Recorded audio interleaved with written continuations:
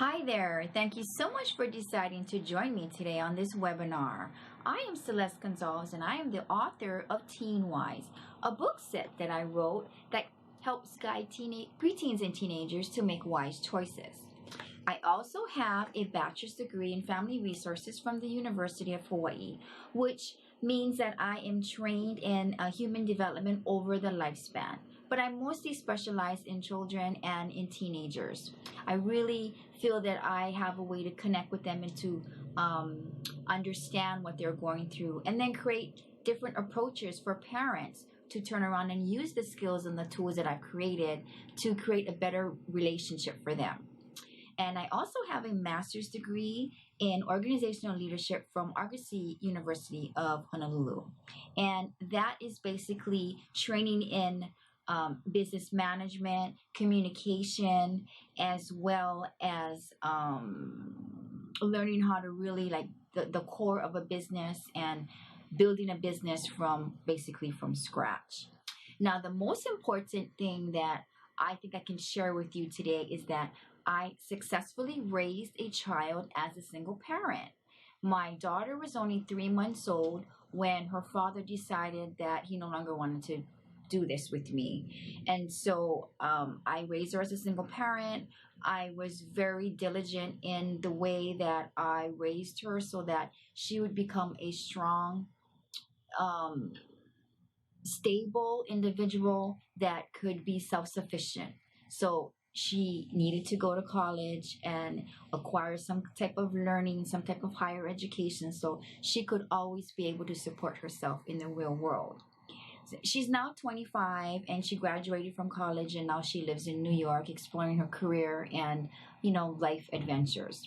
So that's a little bit about me. But now let's get back to you.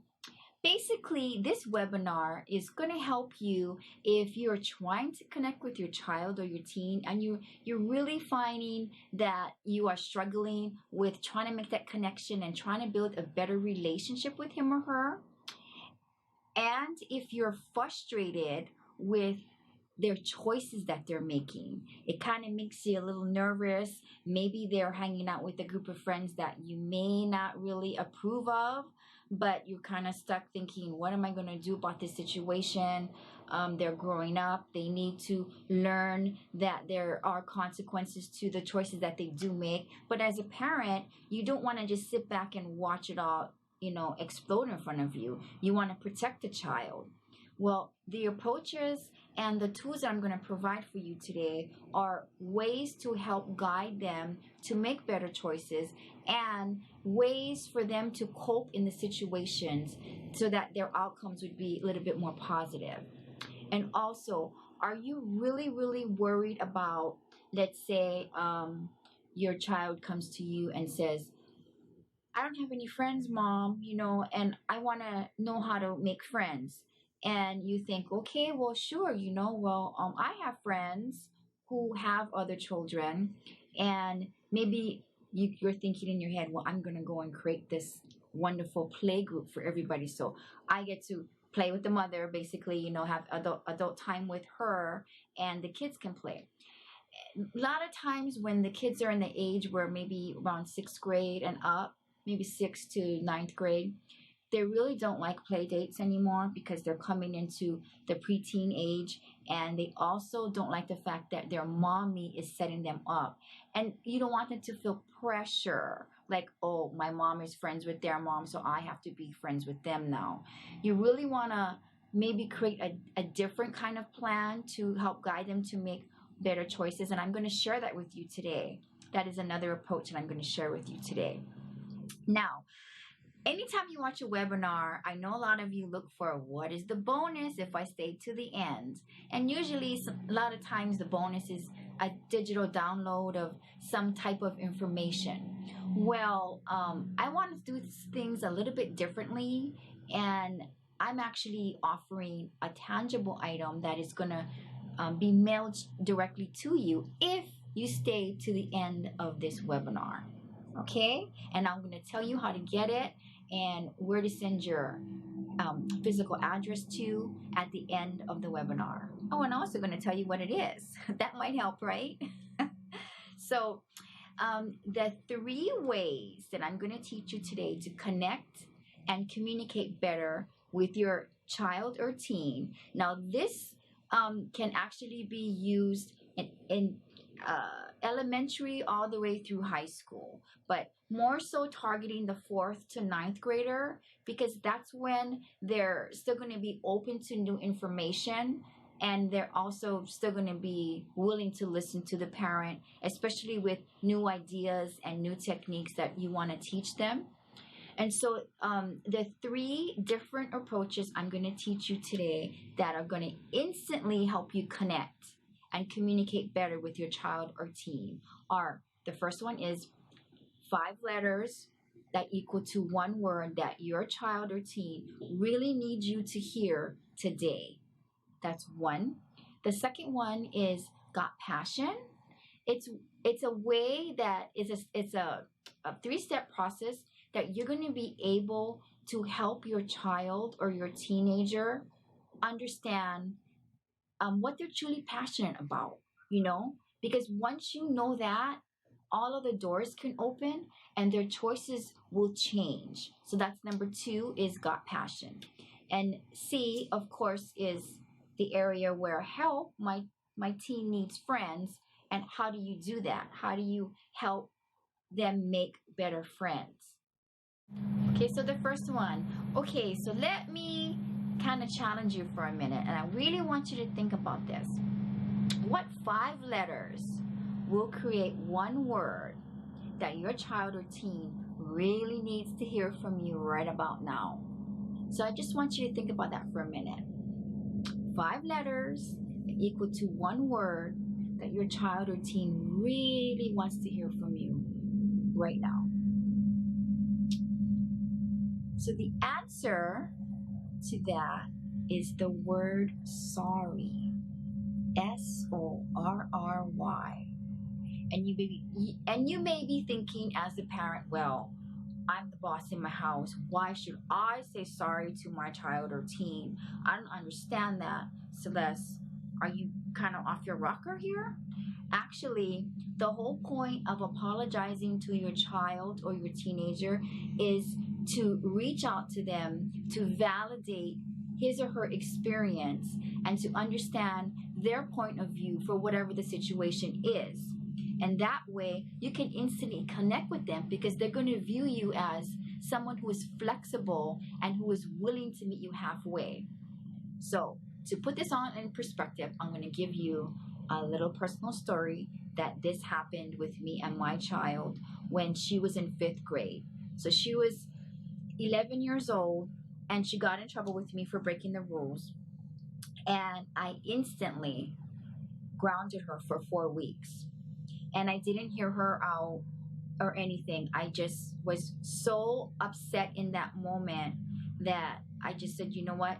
You're grounded for a month and you're not going anywhere with your friends after school or any movies on the weekends, not even to the mall to shop. You're not going anywhere. It's school and home and homework and your chores, and that's it for 1 whole month.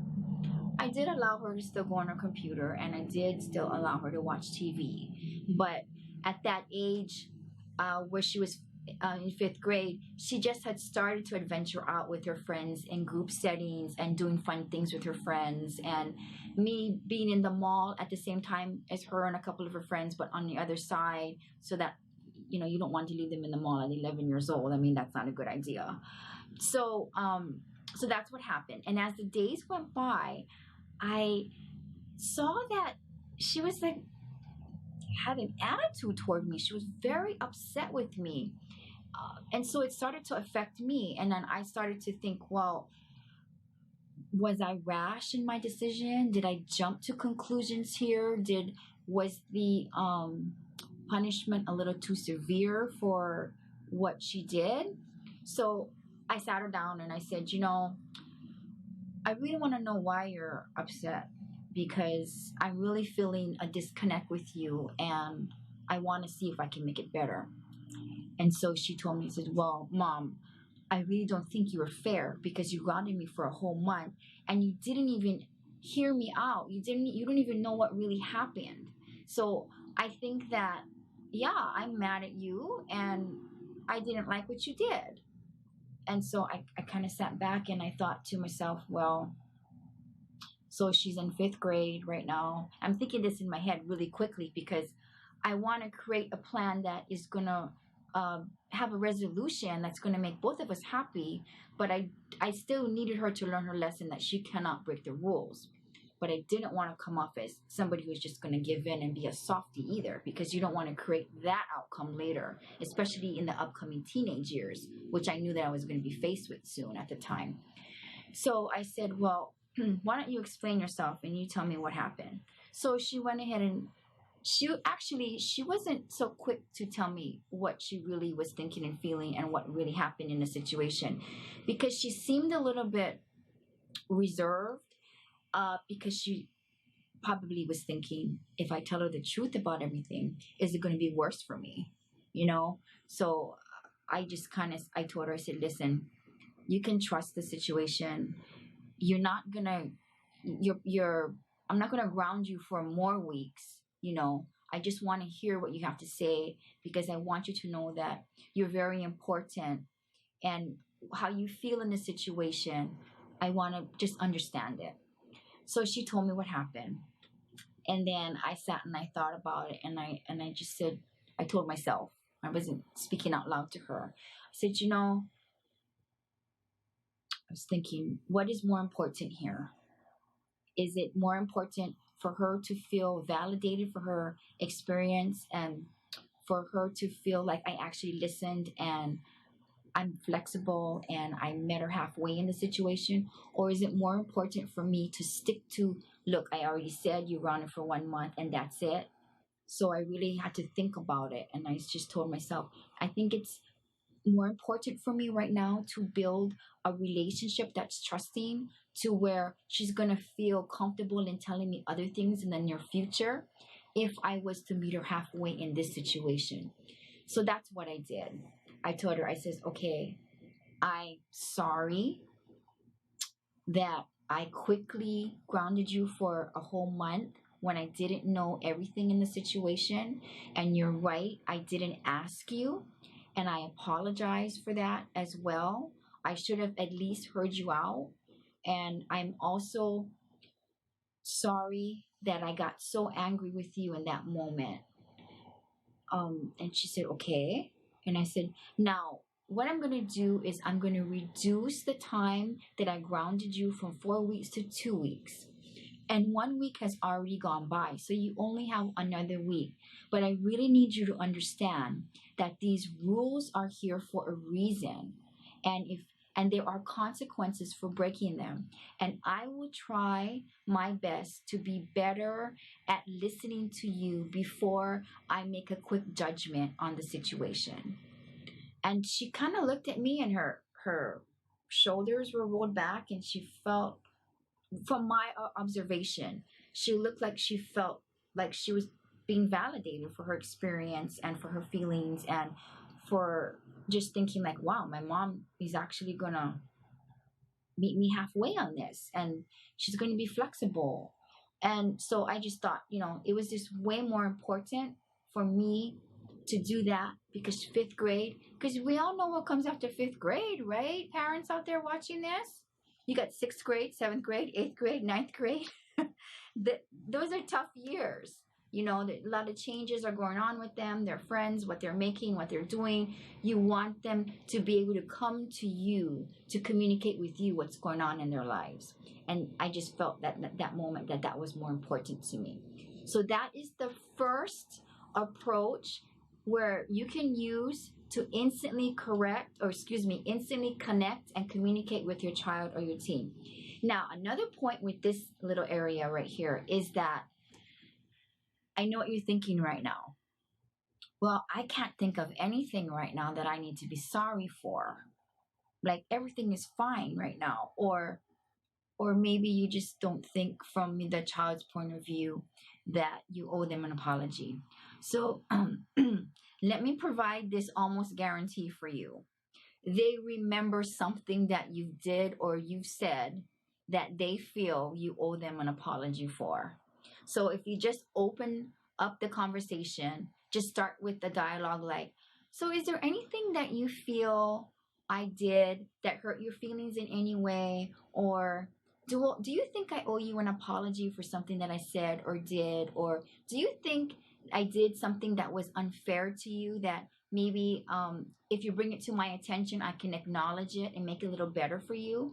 So that's how I would recommend you approach the situation. Okay. Um, I also want to add, I do not recommend you approaching a situation in a way that is, so do you think I should say sorry to you? Because if you approach it in that manner, then they're going to shut down because it's coming off as being a little hostile and defensive.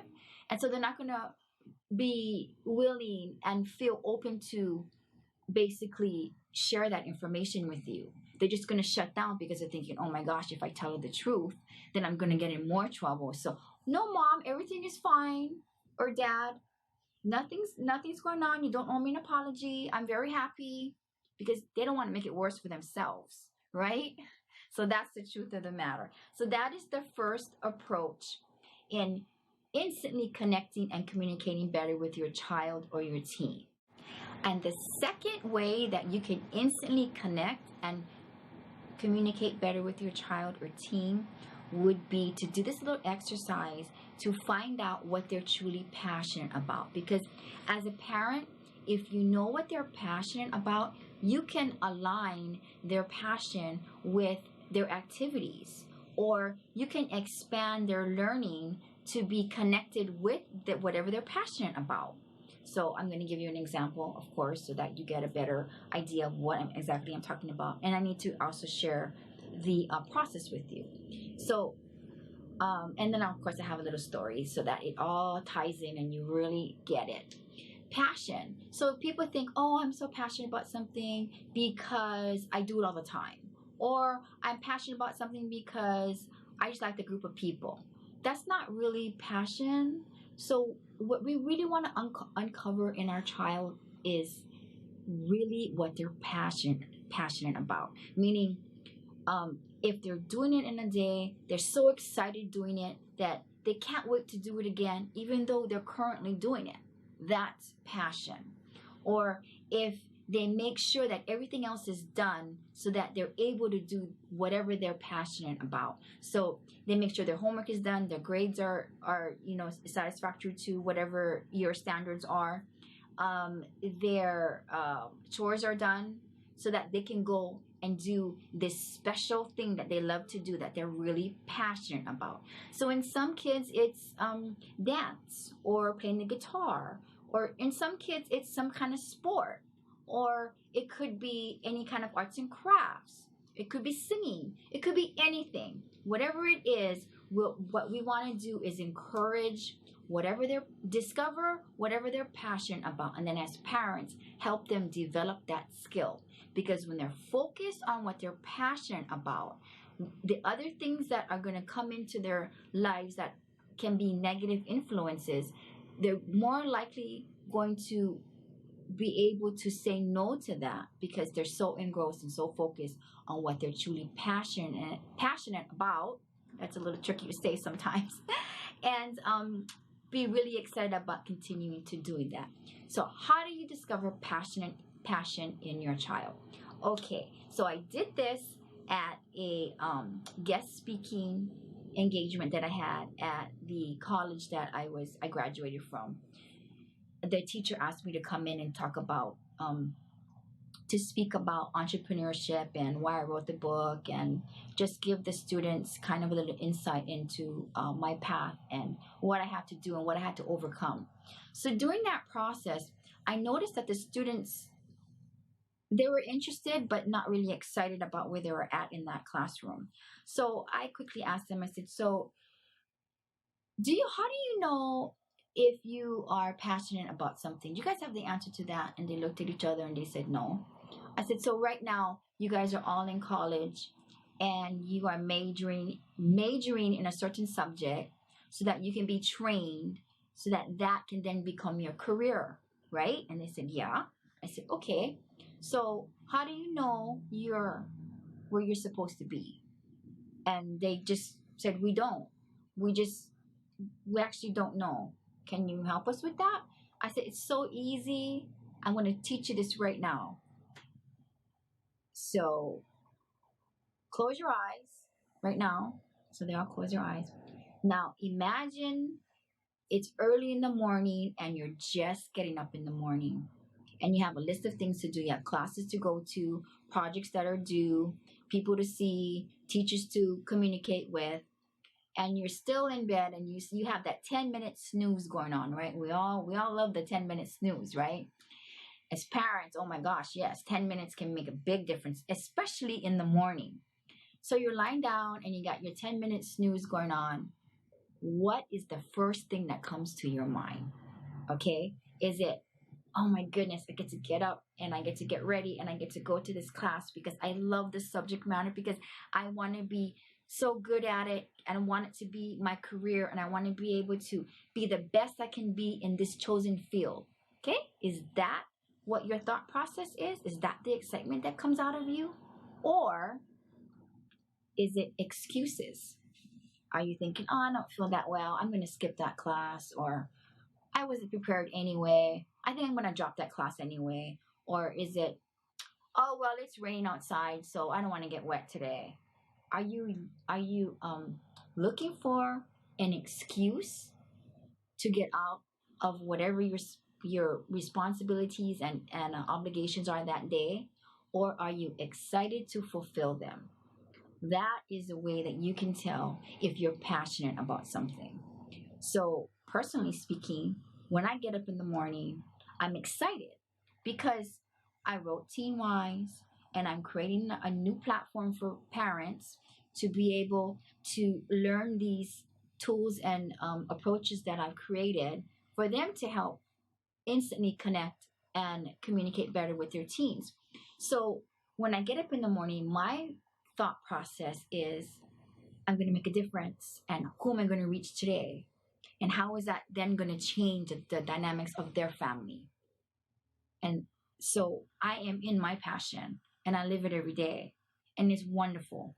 So what I would suggest you do is ask your child, or actually you can actually observe this, because let's say you have them in soccer and they're constantly making excuses for why they can't go, or they forget their shoes, or they forget some equipment that they're supposed to use that they need that day, or they're forgetful on what they need to be at practice, or you get the idea, because that is all like basically they're not really into it and they're just going through the motions. So you can observe that. You can observe them in the mornings when they get up in the morning. Are they getting up and going to school? Or is something bothering them? Are they making a lot of excuses? That may not be passion driven, but it may be that they are challenged with something and they're struggling with something and they're trying to avoid it. So observe that behavior as well. That just came to me, and that's why I just kind of threw that in, because I'm already suggesting that you observe things. So why not observe all the behaviors, right, and kind of pinpoint where they may have some struggles. And so that would be my suggestion on how to uncover what your child is passionate about. And then once you know that, you can help develop that. Now, I also want to encourage parents out there, just because your child starts something and then doesn't want to do it anymore and then wants to try something else, doesn't make them a failure. And please never use the F word to your child, because that breaks their spirit and doesn't build them up. So I remember my daughter was trying cheerleading, and then she didn't like it. And so she came to me, says, well, Mom, I want to quit. And I said, well, did you really try? Yes, but Mom, I'm just not into it. But I tried. So I looked at that and I said, you know what? You tried and you found out that is something that you don't really want to do. That's fine. But you need to quit the proper way. Don't just not show up. Talk to your coach, explain to him or her, what's going on, and that you're not interested, and that transition yourself out of that situation into something new, because then you can develop another skill or another hobby that you may like. So just because they may try a couple of things first, it doesn't mean that they can never finish anything. It means that they're trying different things and they're showing an effort, and there's going to be something that they're going to come across that you're going to see the difference. You're going to see the light bulb go off in their head and they're going to be so excited. And then you as a parent are going to say, yes, I know what my child is passionate about, and I'm going to do whatever I can to make sure they develop whatever that is, if it's sports or a certain skill or a talent or anything that they want to do. So that is the second way that you can instantly connect and communicate better with your child or your teen.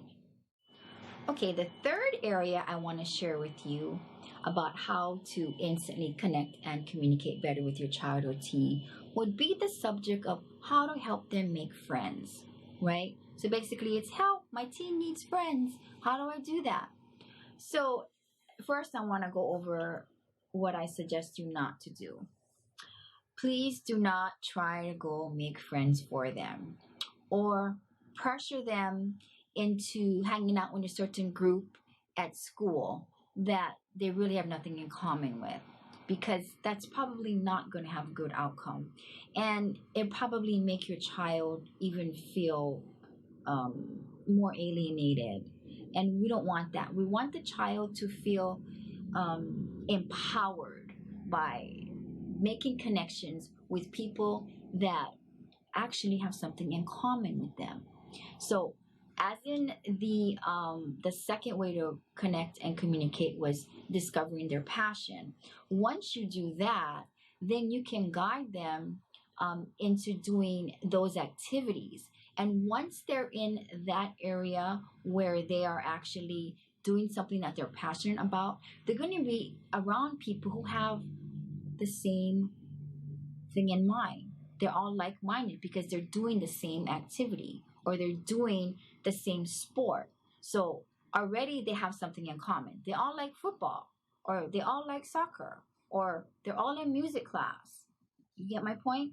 And then what happens then is that they start to develop friendships authentically and organically without your help. You do not need to help make them friends. But you do have an important role here as being a responsible parent, and that would be to make sure that those friendships are healthy for your child and they're not exhibiting any type of negative behavior that is trying to influence your child to do things that he or she does not want to do. So that would be the third way to instantly connect and communicate better with your child.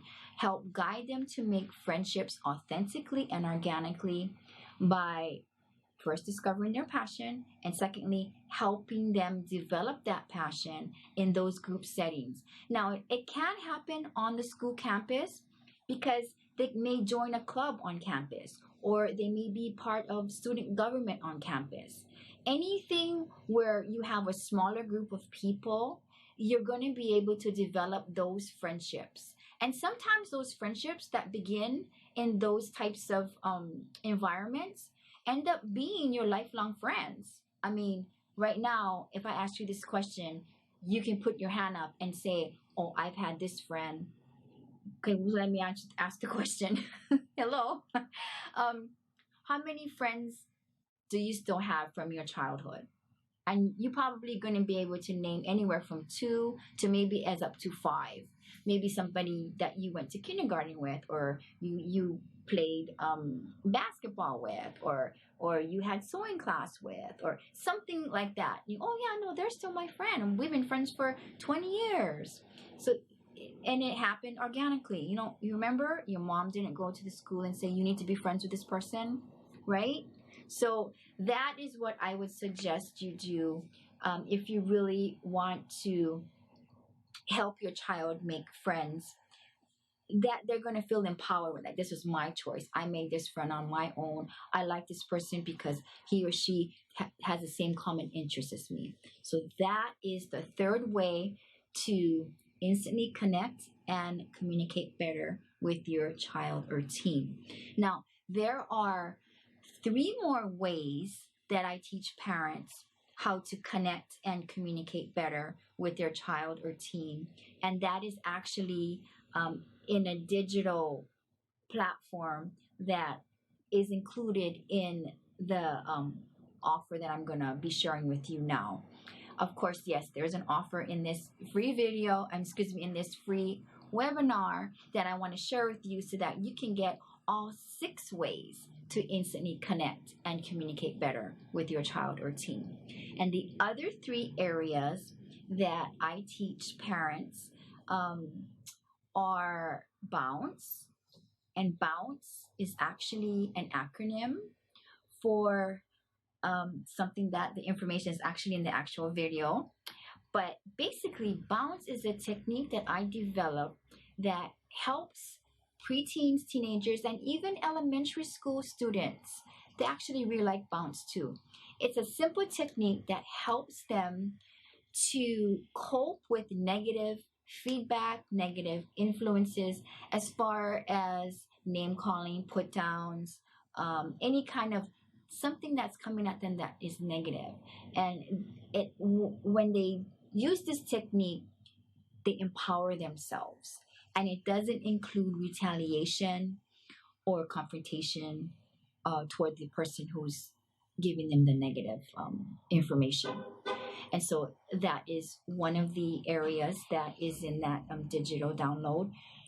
The other area is, the second area is called the reverse rewind technique. Now, this technique, once you learn it and you master it, it can be used in any situation that you are experiencing conflict with or a challenge. And actually, in the age range for children, that technique can be used from age 3 all the way to young adult. And even as an adult yourself, learning this technique can only improve the way that you communicate with others as well, even in the workplace or any kind of situation where you have another group of people. You can use this reverse rewind technique, and it's really easy, and it's all a process of the way that you think, changing the way that you think in a certain situation. So that is the second way that you can instantly connect with your child or teen that is in that digital download. And the third way is to understand your child or your teenager's blueprint. So it is a complete abuse demonstration on what happens, how they feel, and what the outcome could be, what behaviors to look for. And the goal there is to understand what your child has gone through, because he or she may have gone through something that you're not aware of. And as parents, I know that my daughter had gone through something that was traumatic when she was in 7th grade, and I didn't know about it until much later. And once I knew about it, I was able to interject and create a plan for her to heal from it. And basically it didn't really happen to her, but it affected her because it had to do with a student, another student, which was her girlfriend, her friend. And to quickly just go over it with you so that you get a better idea of understanding your child's blueprint. She had a really good friend, and the friend became suicidal. And so my daughter felt the responsibility of having to be at her house and sleeping over her house every weekend to make sure that she doesn't take pills to kill herself. And I didn't know this was going on. I thought they were just having a lot of fun on the weekends. And the mom kept communicating with me, and I knew where she was and I knew where the house was. So I knew that I could always go there and pick her up. But I did not know that my daughter's main agenda was to try to help keep her friend alive. So being in 7th grade at that young age, it was not her responsibility. And it started to affect her to where if she couldn't get her on the phone, or if she didn't come to school one day, my daughter would be so worried about her. And so once she told me the truth about what was really going on, I had to step in and say, okay, this is not your responsibility, and we need to inform the mother what is going on here, because this is a serious situation. So I had a conversation with the mother, and the child got help and went to counseling and recovered from that situation. Then I had to make sure that my child recovered from that situation, that she understood what a good friend is, and when it is okay to expose the information and it not be considered tattletaling. So that's a reason why I think it's very important for parents to understand what their child's blueprint is, what have they gone through or what are they currently going through, and understand the complete abuse demonstration on and how to um, recognize triggers and how to create a plan of action so that they can get the help they need, so that they can still be on that path to become their full potential, what they are meant to be.